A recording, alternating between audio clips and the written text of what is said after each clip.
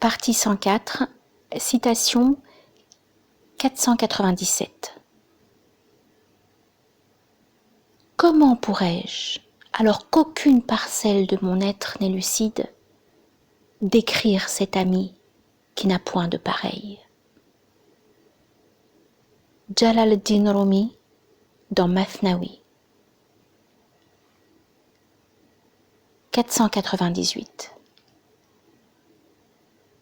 Allah a suscité parmi les musulmans des hommes d'élite et de choix, excellents et vertueux, pour qui il avait prédestiné la très belle récompense, al-husna, et qu'il a fait adhérer à la parole de piété, kalimat at-taqwa. Il a détaché leur âme de ce bas monde, leurs luttes intérieures ont été sincères et ils ont obtenu les connaissances fournies par l'étude. Leur conduite a été pure et ils ont été gratifiés des connaissances provenant de l'héritage spirituel du prophète. Wiratha, alayhi salatu wassalam.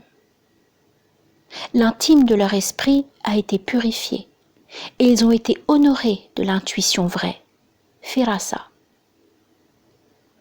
Leurs pas ont été fermes, leur intelligence a grandi et ils sont devenus des signes éclatants. C'est d'Allah qu'est venue leur compréhension. C'est vers Allah qu'ils ont marché et c'est de tout ce qui n'était pas Allah qu'ils se sont détournés.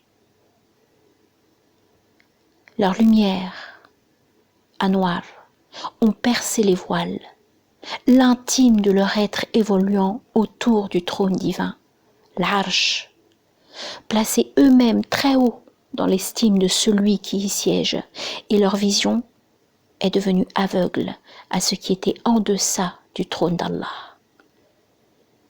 Ils furent alors des corps spiritualisés, des êtres célestes sur la terre, seigneuriaux au milieu des créatures, muets et contemplatifs, à la fois présents et absents, rois revêtus de guenilles, hommes arrachés à leur tribu, mais doués de vertus éminentes, et lumière montrant la voie.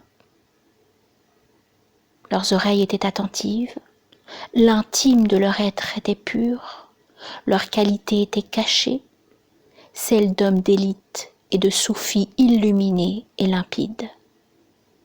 Ils étaient le dépôt précieux d'Allah au milieu de sa création, ses élus dans l'humanité, ceux qu'ils avaient recommandés à son prophète, alayhi salatu wassalam, et qu'il avait cachés auprès de celui qu'il avait choisi. Pendant sa vie, ils furent les hommes du banc de sa mosquée, Ahl al-Sofa, et après sa mort, ils furent les meilleurs de sa communauté. Le premier d'entre eux invitant par ses actions le second à l'imiter, le prédécesseur appelant le successeur sans avoir besoin de parler.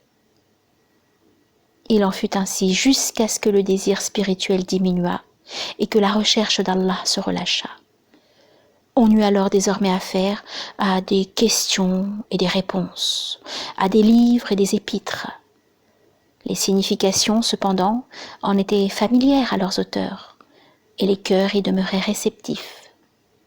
Ceci jusqu'au moment où le sens s'en alla, et où il ne resta que le mot, où la réalité disparut, ne laissant que la forme apparente. La réalisation spirituelle, tahqiq, n'était plus dès lors qu'une parure, et l'adhésion de foi, tasdiq, un ornement. Prétendait à la vérité celui qui ne la connaissait pas, et s'en revêtait celui qui n'en était pas qualifié. La reniait par ses actes celui qui l'affirmait par ses paroles, et la dissimulait par sa véritable conduite celui qui la faisait paraître par ses discours. On y faisait entrer ce qui lui était étranger, On lui attribuait ce qu'elle ne contenait pas. Le vrai devint faux, et celui qui le connaissait fut appelé ignorant.